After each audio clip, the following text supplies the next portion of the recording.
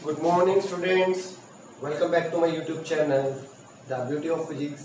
Myself Manoj Aneja. Today in this video, I am going to start Chapter 7, Alternating Current, Class 12. बच्चों आज की इस video में 12th class का 7 chapter alternating current start करने जा रहा हूँ। चलिए वीडियो स्टार्ट करते हैं। एसी और अल्टरनेटिंग करंट। बच्चों क्या है ऐसी करंट, अब बच्चों इससे भी लगना पड़ा स्टैटिक करंट। स्टैटिक करंट वो होती है बच्चों जिसके टाइम के साथ वैल्यू चेंज नहीं होती। It's value remains same with time और it's value remains constant with time, does not vary with the time. बच्चों अल्टरनेटिंग करंट में क्या होता है, करंट की वैल्यू चेंज होती रहती है, हर इंस्टेंट पे वैल्यू अलग आएगी, हर मोमेंट पे वैल्यू अलग आएगी। और वेरिएशन कैसा आता है बच्चों, साइनोसॉइडल और कोसाइनोसॉइडल। तो बच्चों अल्टरनेटिंग करंट क्या है, a current whose value keeps on changing with time and periodically, जिसकी बच्चों वैल्यू टाइम के साथ और पीरियोडिकली चेंज होती रहे, वो होते हैं बच्चों अल्टरनेटिंग करंट। पीरियोडिकली मींस एक पीरियड के बाद वो अपनी वैल्यूज उन्हीं वैल्यूज को रिपीट करने लग जाती है।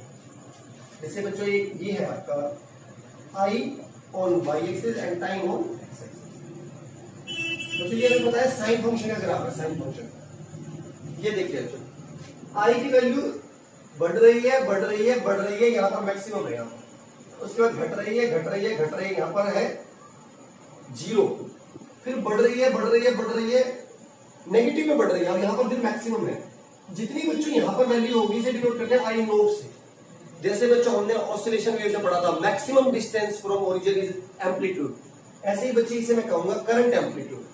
जितना बच्चों की करंट एम्पलीट्यूड यहाँ होगा उतना ही यहाँ होगा, बट यहाँ पर वैल्यू आएगी नेगेटिव। जैसे वहां पर दो एक्सट्रीम्स थे ए और माइनस ए, ऐसे यहाँ पर आई नोट माइनस आई नोट। बच्चों अगेन वैल्यू घट रही है अब नेगेटिव में घट रही है और फिर जीरो। उसके बाद बच्चों वही की वही वैल्यूज जो ये पहली साइकिल में थी यहाँ रिपीट करेंगे अपने वैल्यूज को।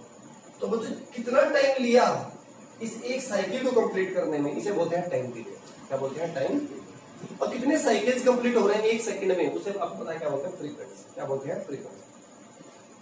तो जो आई की इक्वेशन क्या होगी इंस्टेंटेनियस करंट की, I is equal to I naught sine omega. अगर साइन वेरिएशन है तो बच्चों कोई भी टाइम पर किसी गिवन टाइम टी पर आप आई की वैल्यू निकाल सकते हो। I is my instantaneous current, उस इंस्टेंट पे क्या होगी जब टाइम टी है, तो कोई भी टाइम आपको दे दें तो उस मौके पर उस टाइम पर आप आई की वैल्यू निकाल सकते हैं। बच्चों कोसाइनोसॉइडल वेरिएशन भी हो सकता है करंट का, कोसाइन फंक्शन। तो यहां पर बच्चों इक्वेशन होगी I is equal to I naught cos omega, I is equal to I naught cos omega T. First derivation start करते हैं बच्चों। Mean value of alternating current, mean value of alternating current, mean value. और इसे बच्चों average value भी बोलते हैं, mean और average value of alternating current.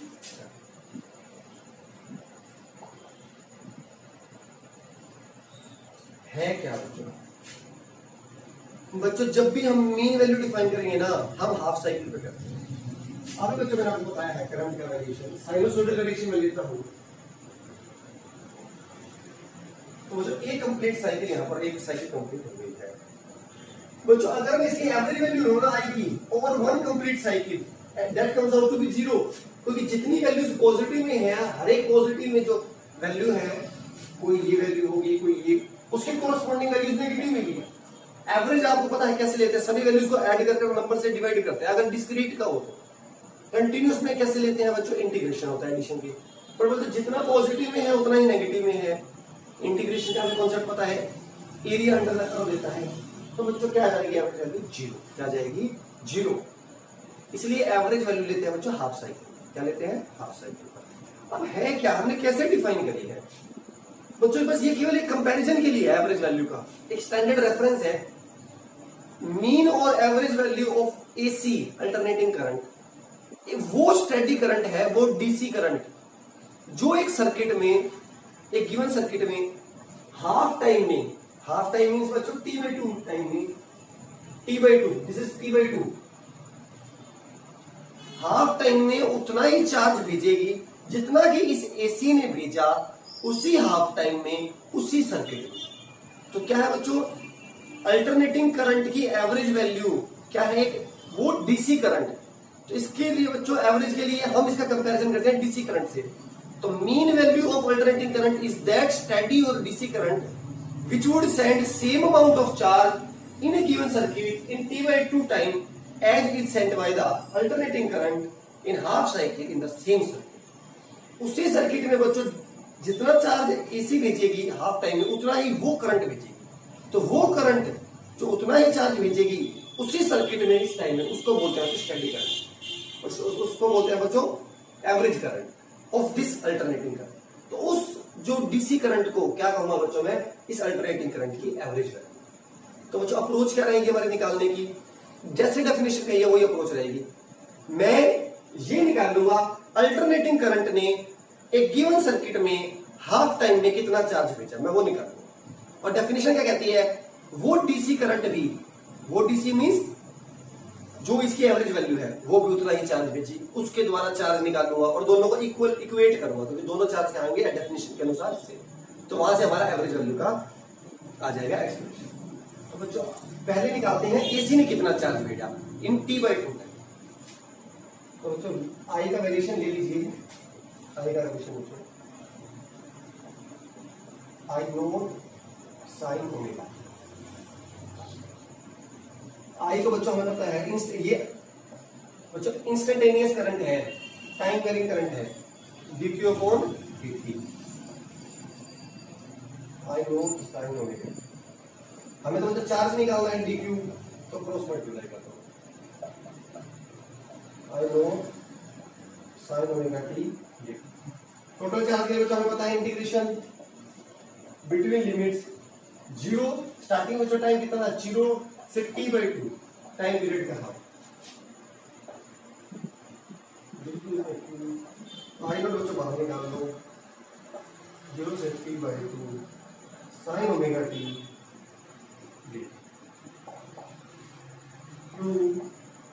I naught sine का होता है बच्चों इंटीग्रेशन माइनस कोस ओमेगा, और ओमेगा टी का कोफिशिएंट ओमेगा टी में टी का कोफिशिएंट नीचे जाएगा डिनोमिनेटर पर। आई होप इंटीग्रेशन आपको आता होगा। ओमेगा को बच्चों बाहर रख लीजिए, एक बार बच्चों टी की जगह upper limit minus cos omega क्या होता है बच्चों 2 pi nu 1/t into T की जगह पुट लो कैपिटल T/2। बच्चों ओमेगा होता है 2 पाई/t, टी की जगह माइनस क्या होता है बच्चों अपर लिमिट माइनस, और एक बच्चों इसके पास माइनस तो प्लस होगा, लोअर लिमिट 0 पुट करोगे तो बच्चों कोस 0 इज 1। मैं आपको पुट करके दिखा रहा हूं, कोस ओमेगा इंटू 0, t से t कर 2 से 2 कर, कोस पाई बच्चों कोस 180 डिग्री तो -1 प्लस कोस 0। आई होप यहां से विजिबल नहीं हो रहा है। यस तो जो क्यू क्या आ गया हमारा आई नोट बाय ओमेगा कोस 0 बच्चों ने बताया आपको +1, और ये भी बच्चों +1, तो 1 + 1 is 2 twice I naught by. बच्चों इतना चार्ज भेजा एसी ने हाफ साइकिल में। डेफिनेशन क्या कहती है, एवरेज वैल्यू इस एसी की वो डीसी वैल्यू होगी जो उतना ही करंट भेजे उतना ही चार्ज भेजेगी T/2 टाइम में जितना इसने भेजा। तो बच्चों हमें पता है स्टैटिक करंट के केस में आई का जो एक्सप्रेशन होता है Q/T, तो charge sent bye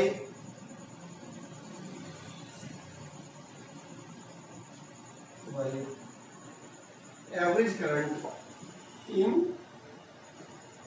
T/2 time. तो चार्ज का यहां से क्या जाएगा charge Q I into T, I कौन सी करंट है हमारी average, I average into time कितना है T/2। मैंने क्यों लिखा है क्योंकि उतना ही चार्ज भेजी, तो बच्चों 1 और 2 को इक्वेट कर लो, कंपेयरिंग 1 and 2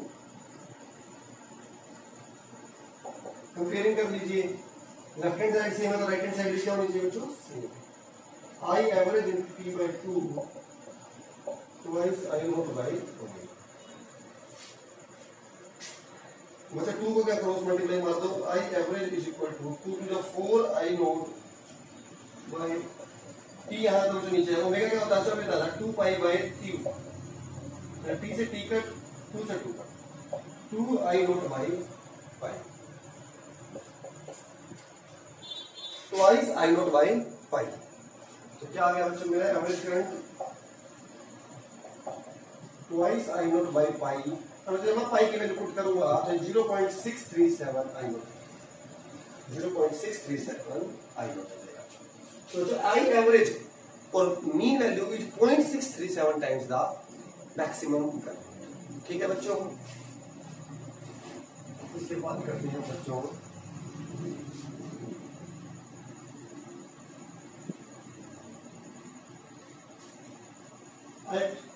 एवरेज वैल्यू और mean value of alternating EMF, बच्चों वही डेफिनेशन बट अब क्या ईएमएफ के टर्म में। अल्टरनेटिंग ईएमएफ की एवरेज वैल्यू वो स्टेडी ईएमएफ होता है, वो डीसी ईएमएफ होता है जो उतना ही चार्ज भेजेगा एक गिवन सर्किट में t/2 टाइम में जितना अल्टरनेटिंग ईएमएफ ने भेजा उसी सर्किट में t/2 टाइम। अप्रोच बच्चों वही रहेगी, चार्ज निकालेंगे अल्टरनेटिंग ईएमएफ ने कितना भेजा t/2 टाइम में, फिर निकालेंगे एवरेज ईएमएफ ने कितना भेजा t/2 टाइम में, और दोनों को इक्वेट करेंगे, हमारे पास एक्सप्रेशन बिल्कुल इसकी तरह आ जाएगा, इसकी तरह बिल्कुल आ जाएगा। चलिए बच्चों करते हैं। तो बच्चों हमें अल्टरनेटिंग ईएमएफ निकाल रहे हैं, तो ईएमएफ की इक्वेशन गिवन है E = E note sine omega. पता है बच्चों हमें आई क्या होता है, आई E/R Ohm's law, E = E के लिए पुट करते हैं E note sine omega t upon R। आई क्या है बच्चों, dq अपॉन dt, dt को बच्चों क्रॉस मल्टीप्लाई कर लो, बच्चों वही का वही इंटीग्रल है, इसे थोड़ा सा फास्ट कर देता हूँ। टोटल चार्ज निकालना तो इंटीग्रेट मार दो, 0 से लिमिट t/2 में E नोट बाई R जो कांस्टेंट है तो बाहर आ जाएगा, 0 से t/2 साइन ओमेगा t। अभी क्या भी किया बच्चों ये इंटीग्रेशन, इसे थोड़ा सा जल्दी कर देता हूँ बच्चों। E नोट बाई R अभी बता रहा हूँ बच्चों, साइन ओमेगा t का आएगा माइनस कोस ओमेगा t, और ओमेगा नीचे आएगा, उस ओमेगा को पहले बार निकाल लेता हूँ 0 से t/2। अभी बच्चों बताया था इसमें इंटीग्रल को सोल्व करके अंदर ट्वाइस बना था, इसलिए दोबारा नहीं बता रहा हूँ। तो क्यों आएगा हमारा twice E note by R। इतना बच्चों चार्ज भेजा है हमारा अल्टरनेटिंग ईएमएफ। अब वो निकालते हैं बच्चों, उसने कितना भेजा है हमारा एवरेज ईएमएफ।